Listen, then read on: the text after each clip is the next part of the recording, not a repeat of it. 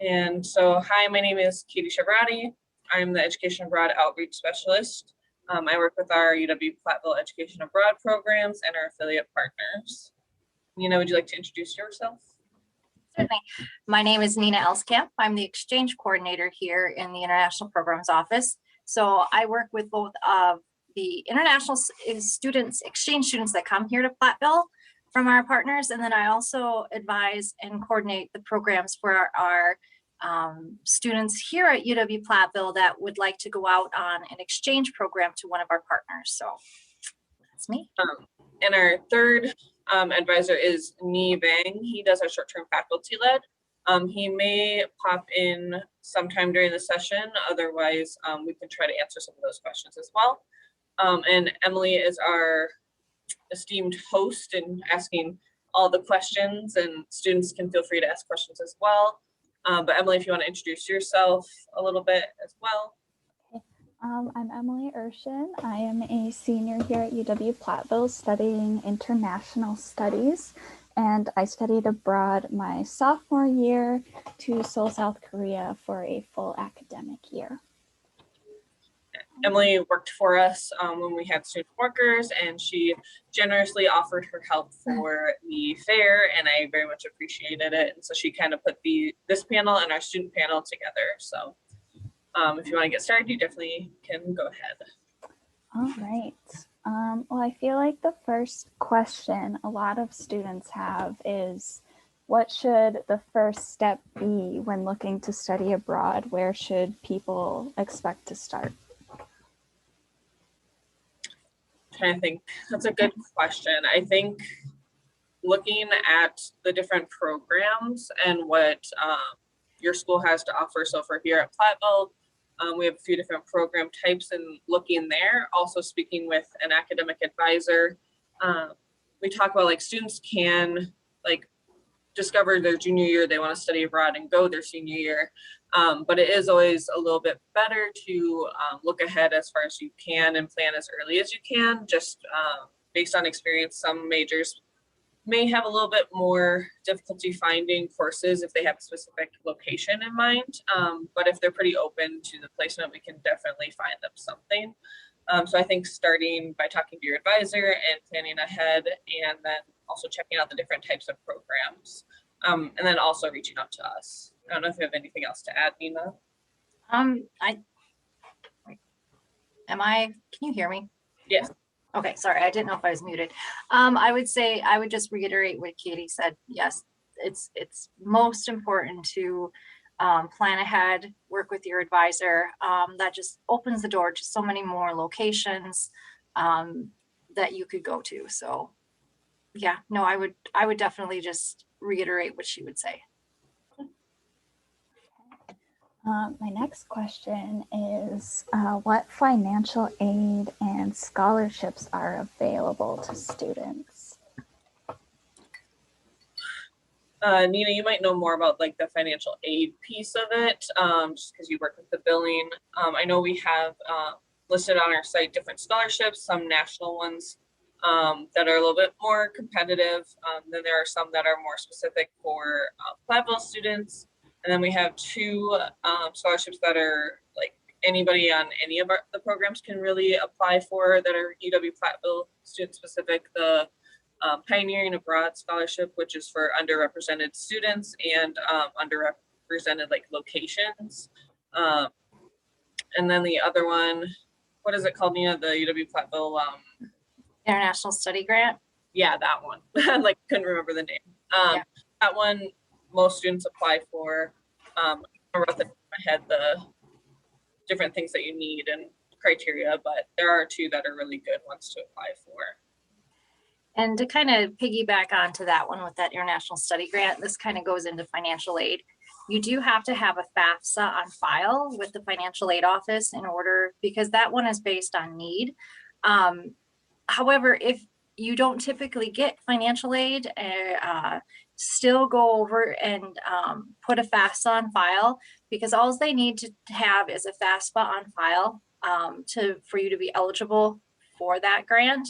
You may not get the full amount, but it's awarded at like a tier down. So even if you may not be, you might be low need versus high need, that's still, it could still be a little bit of money in your pocket that goes towards like airfare and whatnot. So I would definitely, even if you don't typically get financial aid, go over there, fill out that FAFSA and get that going so you will be eligible for that grant.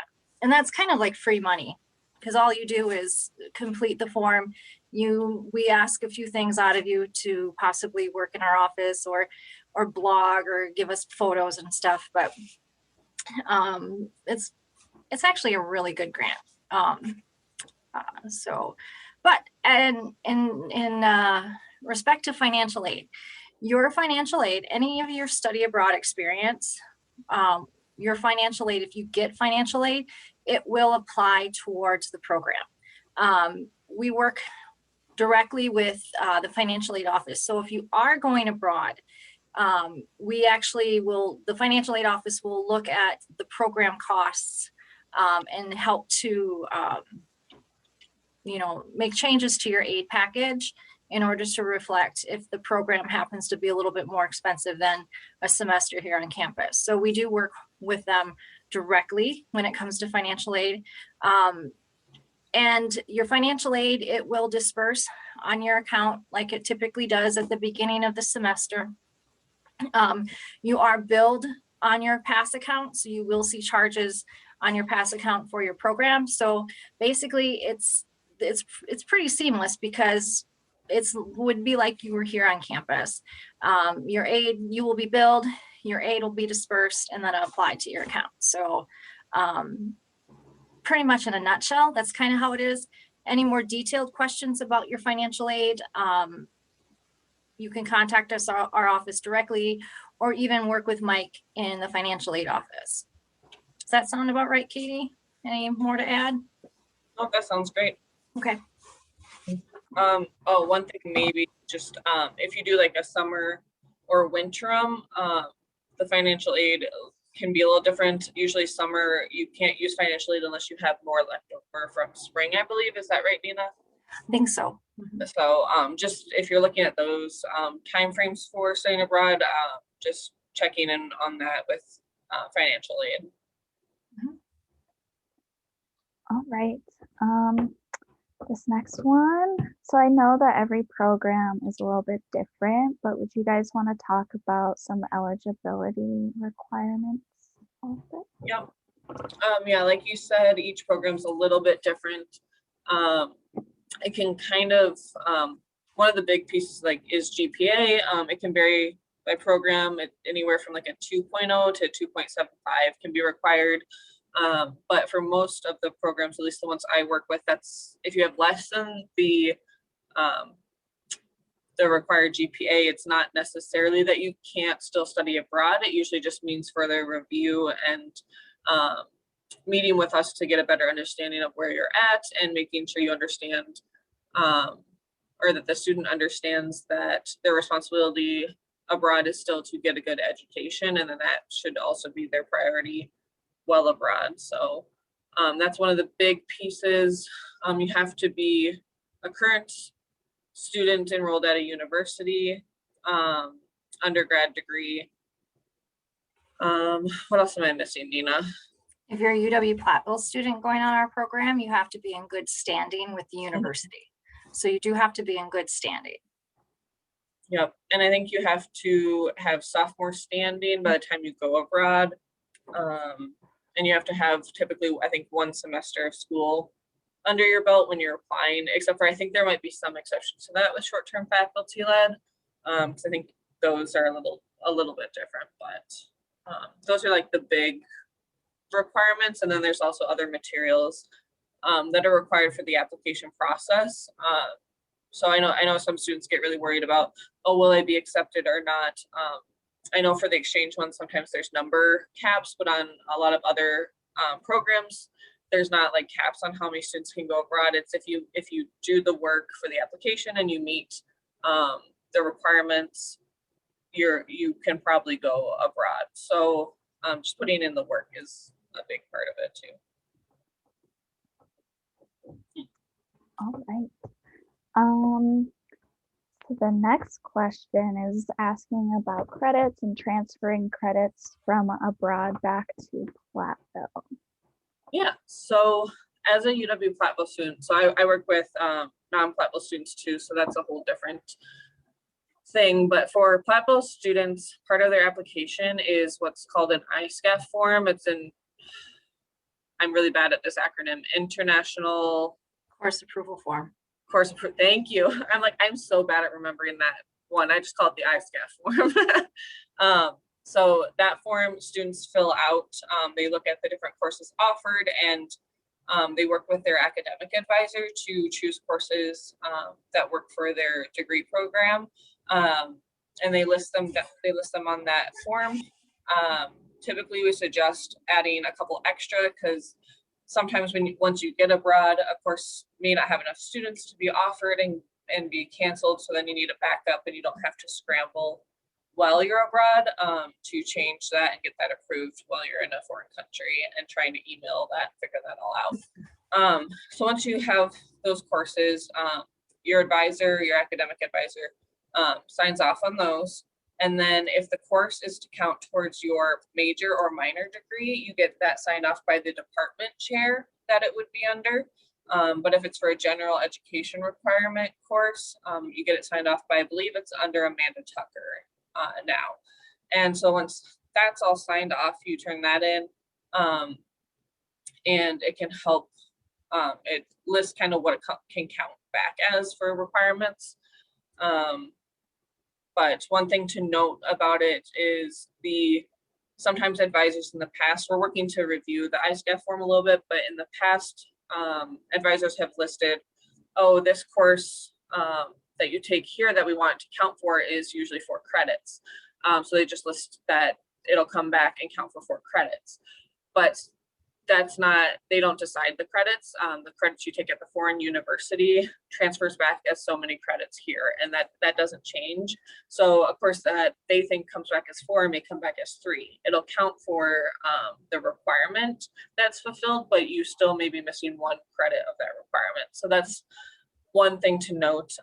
We use wes.org to do the grade conversions, and sometimes AcroEdge. It's a newer one that Admission uses.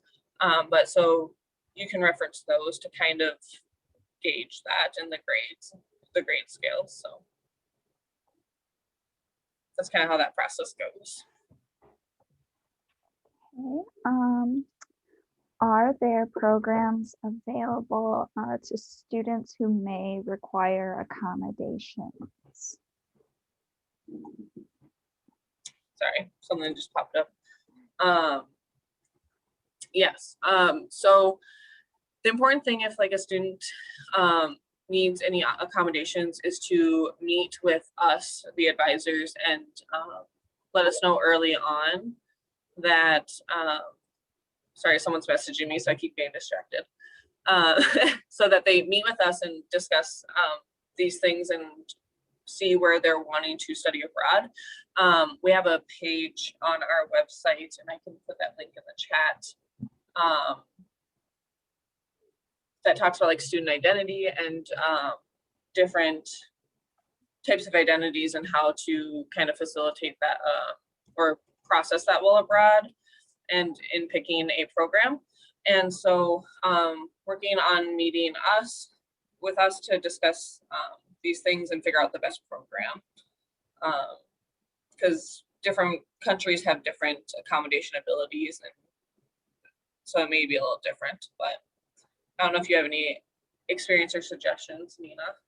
I would just say, just, be willing to be upfront, so that way us as advisors can help find a good fit for a program for you. You may not be able to go to the one you want because the country might not be as, it might not work as well.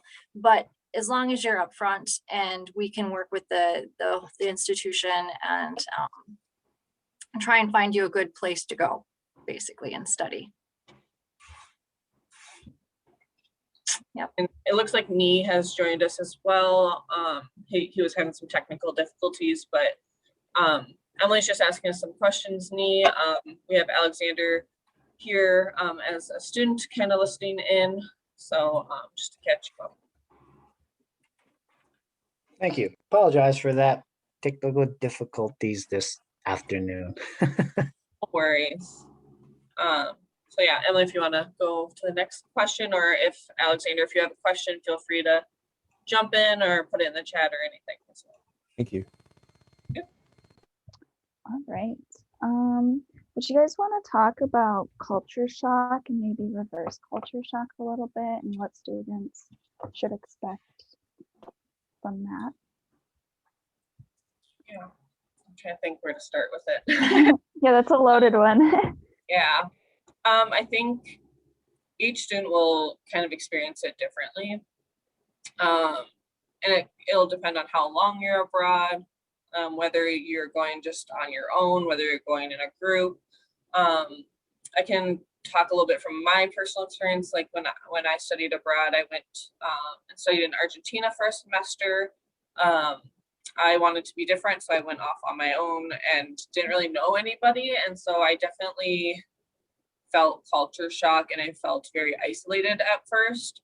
So that can be kind of shocking and difficult to go through at first, especially if you're going to a country where I knew Spanish, but I didn't feel comfortable using it as much at that point.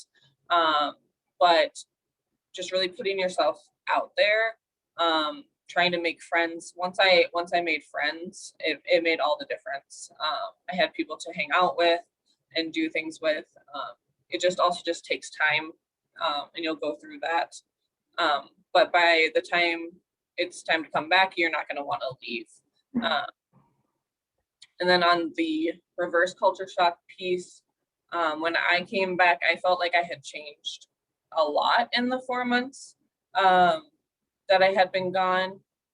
But then I came back and everything was the same. Like not as much had changed at home as much as like I personally changed. And so I went from living in a city of millions of people to a city of 2,000 people, or not a city, I guess it's just a town. So there wasn't much going on. It wasn't as busy. I was very like unsettled. I always wanted to go and do things.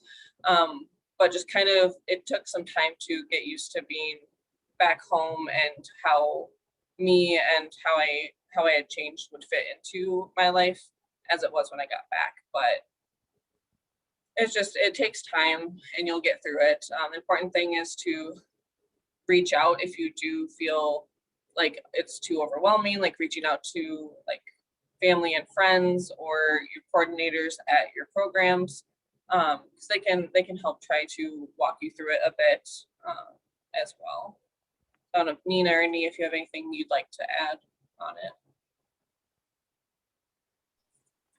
Yeah, I can talk about my own experience too. So very similar to what Katie indicated, that I will tell you culture shock is real. So if you feel that you're not going to get it, that's probably the first indication that you probably will get it. I was fortunate to with the culture shock that I had a host family when I went to Japan. So that kind of helped alleviate some of those cultural shock pieces, because I knew I had a host mom and a host sister, host dad.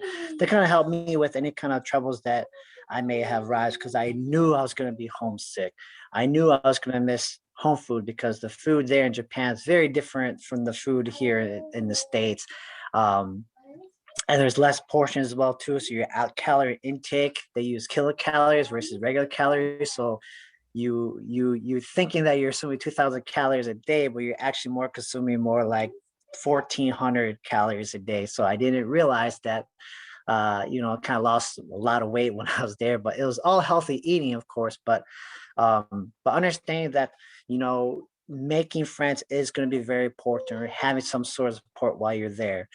So although I was shy, I was actually, introverted until I got to Japan. And I became all extrovert, because all these people want to ask me questions of like, hey, tell me about your country. Tell me where you're from. Tell me about your family, your friends. So that kind of helped alleviate some of that. But I do know you're going to get homesick. but it's nice to just, call your family once a week, just let them know how things are going, because they're going to be worried about you. You're going to be worried about them as well. But it's having those type of relationships going to help you with that. Being there for an entire year, I think after it was about the adjustment period, I think it was the first 4 to 6 weeks is like a huge adjustments period. But if you get out of that 6 week kind of phase, then everything kind of seems to go back to kind of like a normal. You'll have a schedule, you'll have things that you'll do, places you want to go, and then everything will be smooth riding until you get back home. Then you're kind of reverse culture shock, where you're kind of thinking like, I'm coming back home speaking Japanese to my friends and family. I was like, oh, I got to shut that off. I got to shut that off. And everything I do is all culture wise when I was in Japan. So every time entering homes and stuff, taking off shoes. And then when I sit, I wait, like everything was all like my siblings are looking at me like, who are you? What happened to you? So kind of getting familiarized with that cultural change piece as well too. Took a little while to get adjusted to that, back to a school life and everything else like that. But eventually, like I said, that's like the first 2 weeks of trying to get adjusted. Time zone change as well too, jet lag, because you are going to feel that depending upon where you are in the country or where the destination that you'll be. But once you understand that and meet with people, and again, even when you get back home, I met a lot of people who actually studied abroad. We got together as a group and we talked about experiences that kind of help with that reverse cultural shock piece. When there's other people who are feeling the same as you, who have done it the same as you, and coming back and just having those conversations may help. Nina, if you like to share. I would actually say you and Katie kind of hit it on the mark, and there's no sense repeating. So I think you guys got it good. Okay. I had another one in my head, but I forgot it, so I'll just go back to my list now. How can students make the most of their time abroad? What recommendations would you have for that? So I would say, like, kind of like we mentioned with like the culture shock thing, is like making friends is one of the biggest pieces. I would say if you can, try to make some friends with local students and locals to the country that you're in. When I was there, a lot of my friends were from the US, but we had some from like other countries like France, Germany, and a bunch of others. But we were sometimes a little bit more isolated, as far as like not making as many friends from Argentina. But I joined a running club, so I made some local friends there. So like that's a big thing, I think, in immersing yourself and learning about the culture, learning about the people of where you're from. I would say do things that you're not afraid to do, or do things that you are afraid to do. I mean, also things you're not afraid to do, but do the things you're afraid to do. But like be safe. So I'm not advocating to go do a bunch of dangerous things, but like do things that make you a little uneasy. Like I had to get used to eating at restaurants alone, since I had to buy my lunch every day, because that part wasn't provided in my program. And so I had to become comfortable doing that, because that always gave me a lot of anxiety going by myself. So doing, like, I know that was a really small thing, but like doing things like that. I traveled to Iguazu Falls and to Patagonia and hiked, which is not something that, especially me at the time, would have really ever done. But it was a little nerve-wracking at times, and the trip in Patagonia that was supposed to be 5 days got delayed, and I was there for 9 days. And you have to learn to be adaptable, but doing those things that put you out of your comfort zone are usually the best memories. So I would say those are the biggest things for me. Yeah, so along the lines of what Kay said, I think that's great. I think joining like student organizations while you're abroad, it's going to be very helpful, because again, I think it is very important to meet other people who are not from the States, to really immerse yourself with the locals. I would suggest if you can find a family, a host family, or have some sort of a family connection piece, I think could be a good way to go about doing that.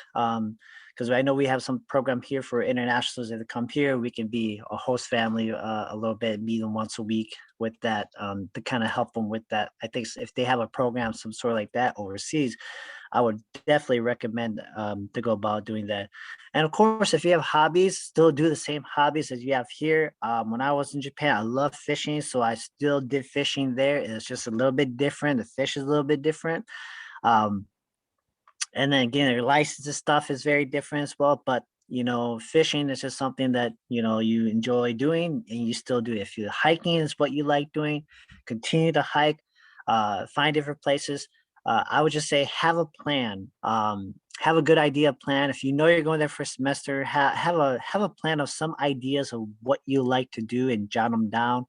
I knew when I was going to Japan for a whole year, I already knew off the bat I was going to hit South Korea, I was going to hit Taiwan before coming back home. All different countries. I knew I was going to hit Tokyo, Fukuoka, Kyoto, Osaka. I had that plan when I was putting it in there. I didn't know when I was going to go, but I knew that was on my checklist of things that I want to go and wanted to go do. So having a checklist of things would really help as well.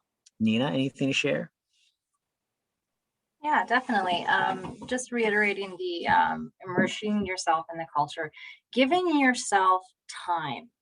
Okay, you're gonna get over there.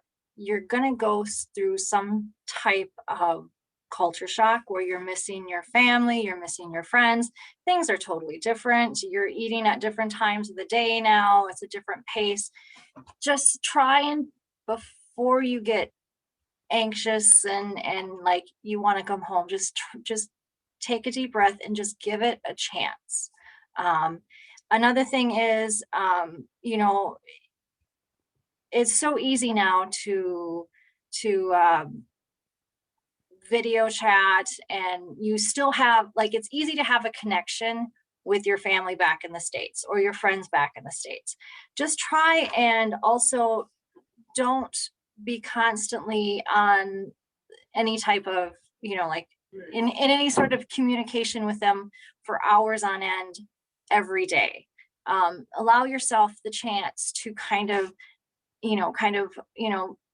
be present with where you're at as well. So I hope I explained, kind of said that correctly. Like, if you're there, don't sit on social media or apps and stuff communicating directly to your friends and family back home. Get out and get to know other students on campus where you're at. So that's a point that I also wanted to mention and thought about while you were started talking about it. I was like, that's a really good point, because you, like Nina said, you can be connected to your family so easily these days, but it's important to also disconnect so you can really enjoy where you are. But thanks. Disconnect was the word. I couldn't say it. Okay, moving on. What resources are available to students when they return back to UW-Platteville? Maybe to like help deal with culture shock or any student groups or anything like that.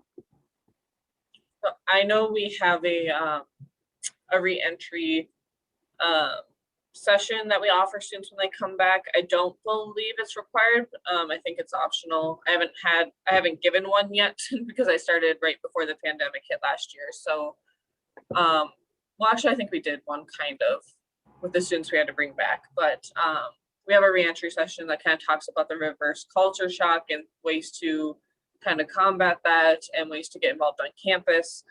We have the International Programs Office. I was a student here at UW-Platteville, and so when I came back, because of the scholarship I got, I volunteered to be a part of International Student Orientation and really got involved in that group of students and International Club. And I really wish I would have gotten involved with them sooner, because I made a lot of my really great friends in my last year of college by being involved there. And it was really nice because it was a lot of internationally minded and focused students, whether it was students that were international and were studying here, or students that had returned from studying abroad. So you had students who had gone through similar things or who were currently going through a similar thing that you did with studying abroad, and you had people to talk with your talk about your experiences with, because when you come back, you do, like, your whole life was when you were studying abroad, so you talk about it all the time. And so sometimes I always felt like I was talking to my family or like my close friends too much, because they didn't do the same thing I did, but these students understood it and were really happy to talk about those things. So I think those were the two things that I really think were great for returnees.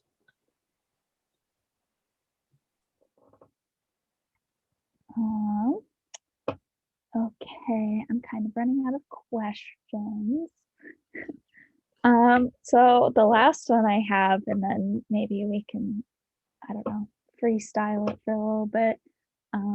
Why should students study abroad? What is, like, guys' one recommendation, like, why people should do this? That's such a good and expansive like question. I feel like there's so many good reasons. For me, it was such a life-changing and transformative experience. It made me a lot more confident in myself and my capabilities, to speak Spanish, to get lost and find my way, to travel independently. It also gave me a different perspective.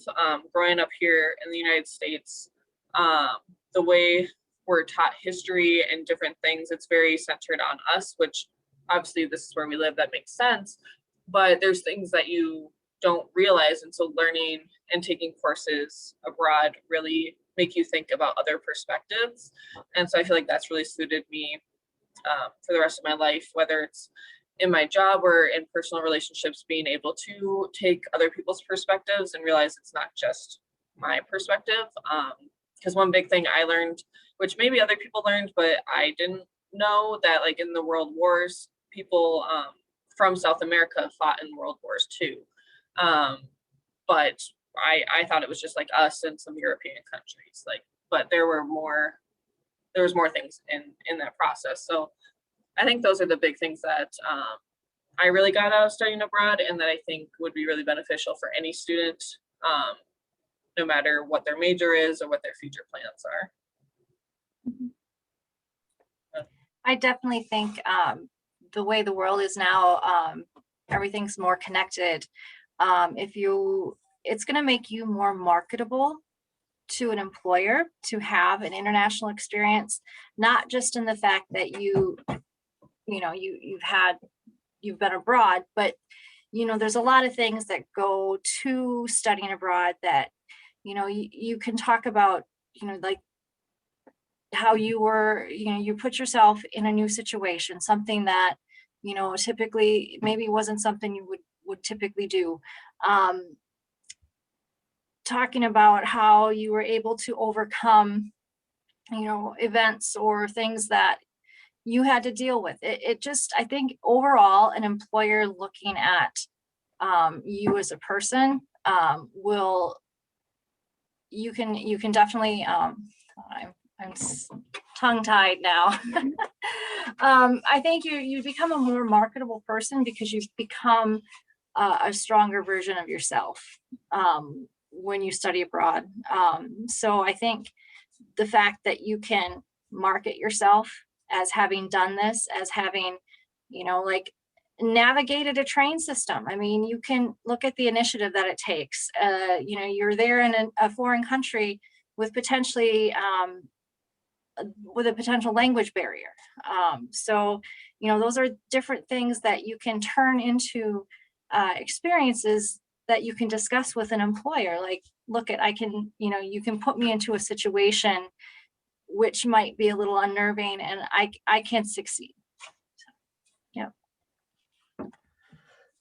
I think Katie and Nita probably took the top two items off the list, but I think another good thing is just something for you to fulfill.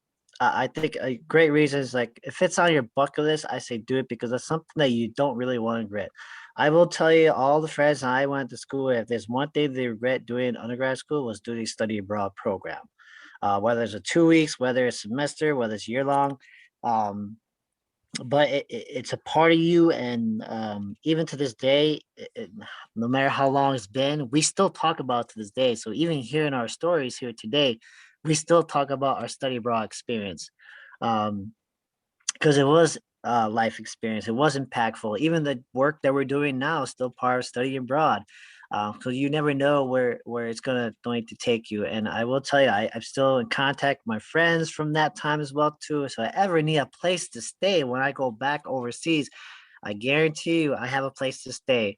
And then those relationships are always going to be there. And you never know what kind of cool hookups they have. If it wasn't for COVID-19 this year, I probably would have went to Japan, because I have a host sister who actually works at CNN International, and she was doing some reporting stuff for the Olympics, and she would have got me in on one of her passes to go see an Olympic game that she was going to do. So those are always great, cool stuff that you never know that could be happening. So I say, I always tell students, like, take full advantage of it if and when you can, so you just don't end up regretting it.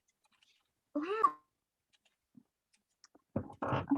I'm out of questions. So if you guys can think of like any last things to add, or Alexander, if you have any questions. No questions. No questions. Sounds good. Yeah. Thank you. Awesome.